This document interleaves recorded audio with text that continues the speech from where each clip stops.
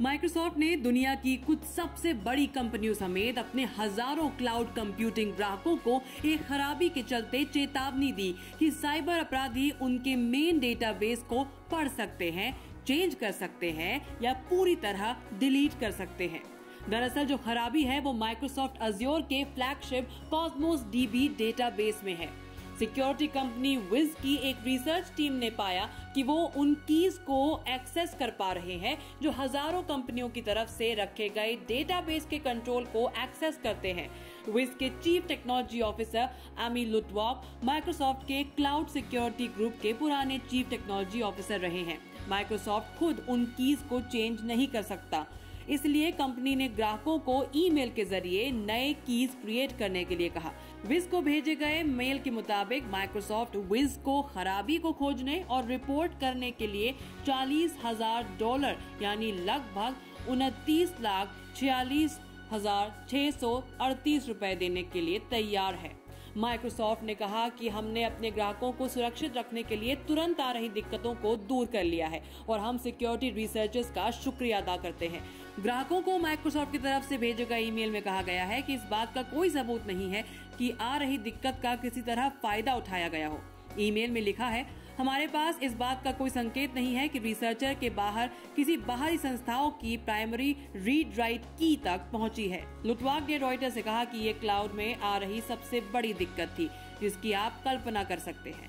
ये अज्योर का central database था और हम किसी भी ग्राहक डेटाबेस तक पहुंच सकते थे। लुटवाक ने बताया कि उनकी टीम ने केओस डीबी नाम के प्रॉब्लम को 9 अगस्त को खोजा था और माइक्रोसॉफ्ट को इसकी जानकारी 12 अगस्त को दी थी।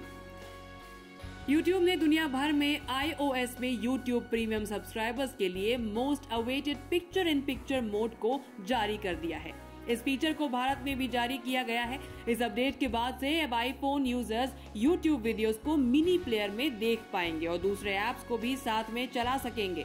गूगल ने शुरुआत में iOS YouTube यूजर्स के लिए पिक्चर इन पिक्चर यानी PIP सपोर्ट की घोषणा इस साल जून में की थी। साथ ही इस हफ्ते की शुरुआत में YouTube ने अपने प्रीमियम सब्सक्राइबर्स को इस फीचर को जारी करने से पहले टेस्ट करने के लिए इनवाइट भी किया था। कंपनी ने ग्लोबली PIP मोड को सभी YouTube प्रीमियम सब्सक्राइबर्स के लिए iOS में जारी कर दिया है। इस फीचर को धीरे धीरे iOS यूजर्स के लिए दुनिया भर में जारी किया जा रहा है। मुकेश अंबानी के रिलायंस जियो प्लेटफॉर्म पर 34,000 करोड़ रुपए से ज्यादा का निवेश करने के बाद अब अमेरिकी टेक दिग्गज कंपनी गूगल एयरटेल में भारी भरकम निवेश कर सकती है। ये निवेश कई हजार करोड़ का हो सकता है। भारतीय बाजार में एयरटेल जियो का सबसे बड़ा प्रतिद्वंदी है। सूत्रों के मुताबिक सुंदर पिचाई के नेतृत्व वाली कंपनी पिछले करीब 1 साल से एयरटेल से बातचीत कर रही है। रिपोर्ट में कहा जा रहा है कि बातचीत एडवांस स्टेज पर है और ये डील काफी बड़ी भी हो सकती है।